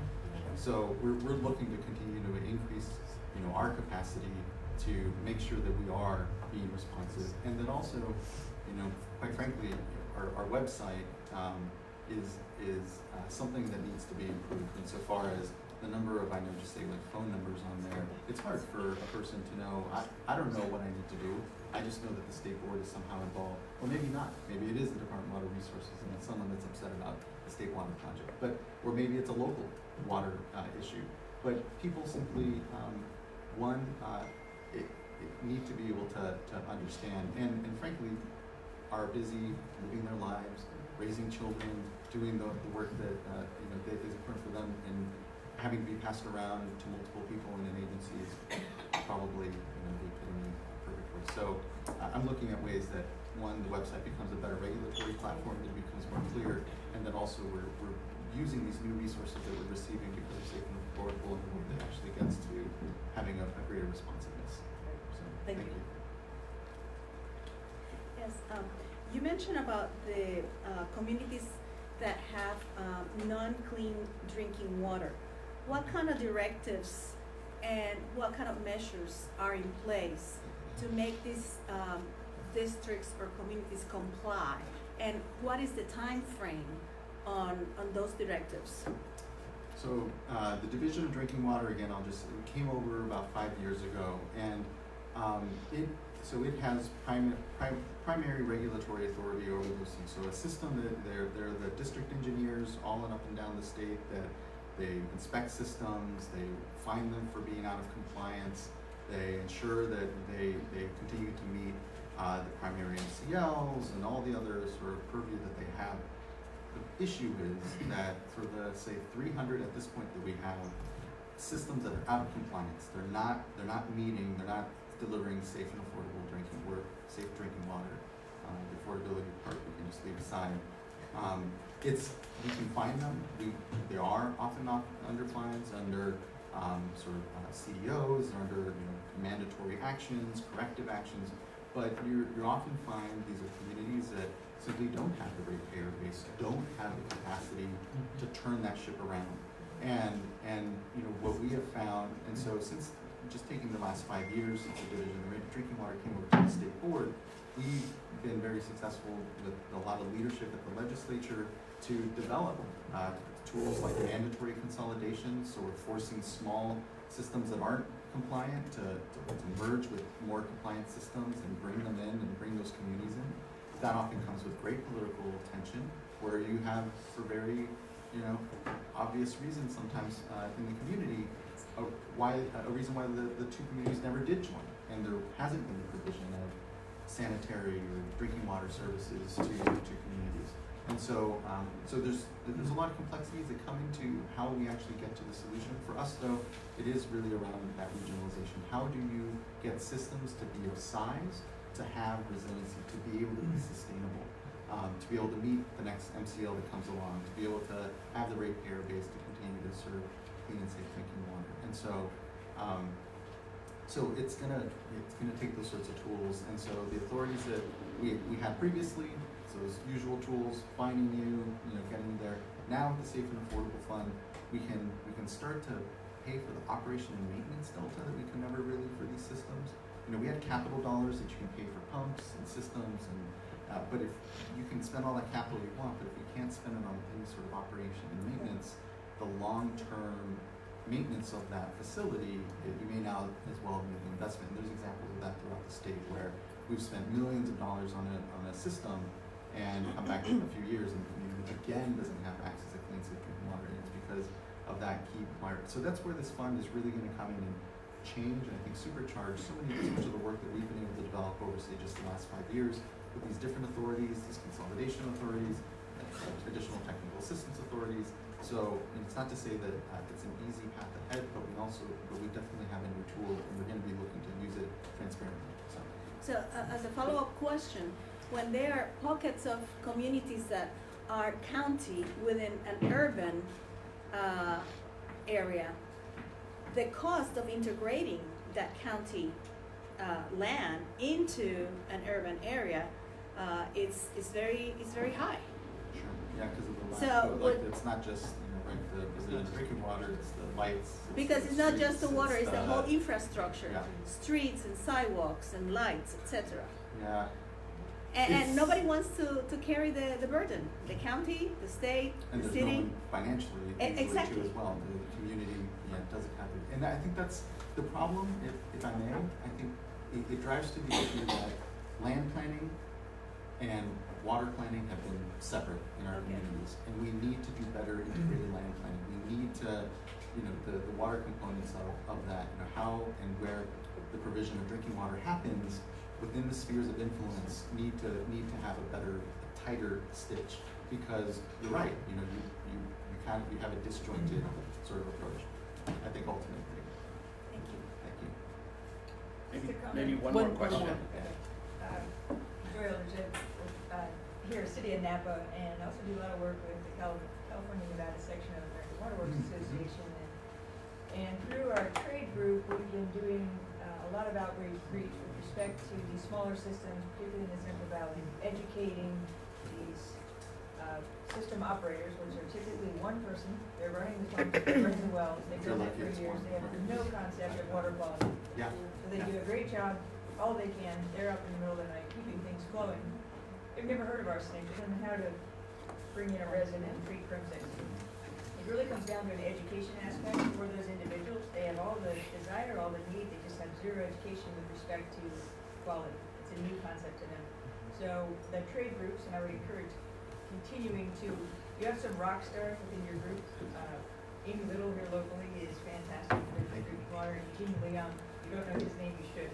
Thank you. He's doing a lot of work in the Central Valley and pulling together professors, such as Sammy, one of that nature, right? These well-known professors, and having them reach out locally to these individuals and running, we've recorded sessions and running half-day workshops. These folks can't get away for 2 days, 3 days to go to a technical conference.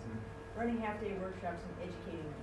That could be done for pennies on the dollar compared to bringing in big funds, having consultants come in, build systems that won't be maintained properly.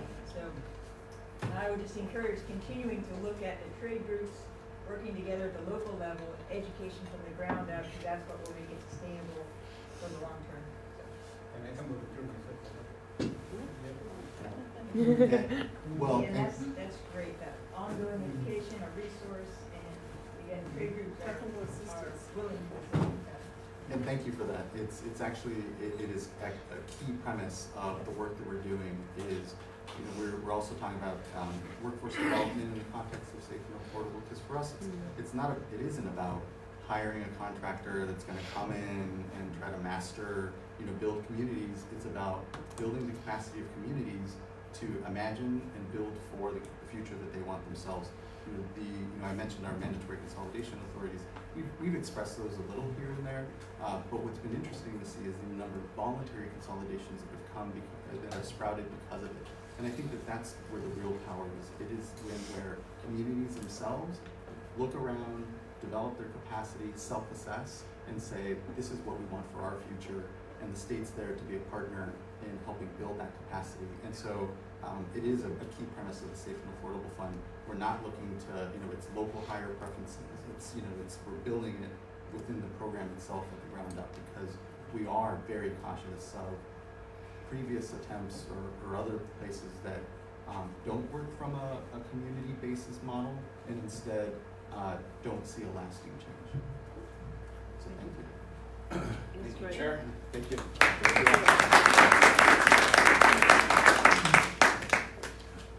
Okay, I'm going to invite Iris Lopez Ortega to come back up and give some closing remarks. And then again, I want to thank everybody for coming today. Happy holidays, and drive safe. Thank you so much for staying for the whole workshop. Many people have been asking me why I did choose water to get education for, and as you can see through the workshop, water is very important subject. We need to get educated, so that way when our members of our communities, they ask questions to us, we can give them the right answer and hope for better quality of water through all these resources that they are available. I just want to thank especially Ms. Cecilia Aguiar-Curry and her staff, for Laura and Tracy for all the help through this time.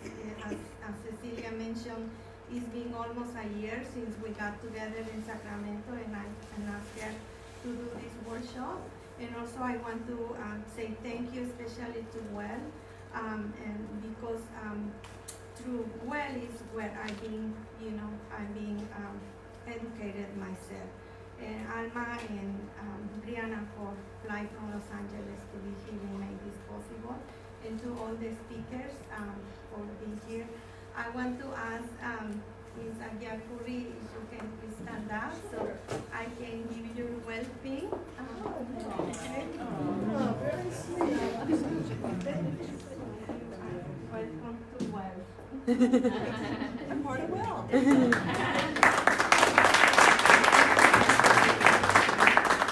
And if you, I want to invite you also to the next well conference that is gonna happen in March. 20 to the 21st is gonna be close by. It's gonna be in San Jose. I've been attending the ones in Los Angeles, San Diego, and Sacramento, and believe me, they are very, very helpful for me. Also, we have in the back, we have these two, you can take it, these calendars, and then there is more information there and the flyers for the conference. And I had some cards for the speakers. Welcome, Mr. Khan, for the MC today.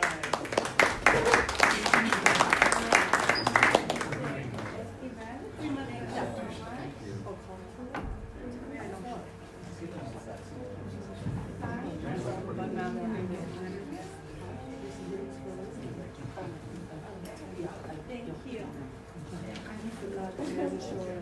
So, thank you very much again for being here, and Alma has something. Just as a friendly reminder, in order for us to continue to have these workshops, we have an evaluation in the back, and we want to hear back from you of what you like, what you didn't like, and that really helps us make each workshop better.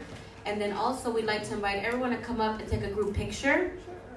We love shameless promotion, and we want to advertise all of you here, and thank you so much for being here. Thank you to our moderator, who did a great job, and for traveling very far to be here from all 6 counties that are represented today. So thanks again, and we are not going to go live soon. So thank you again, and if you have any questions, we'll be here, and we look forward to working with you in the near future. Thank you, and to our panelists, thank you. Good.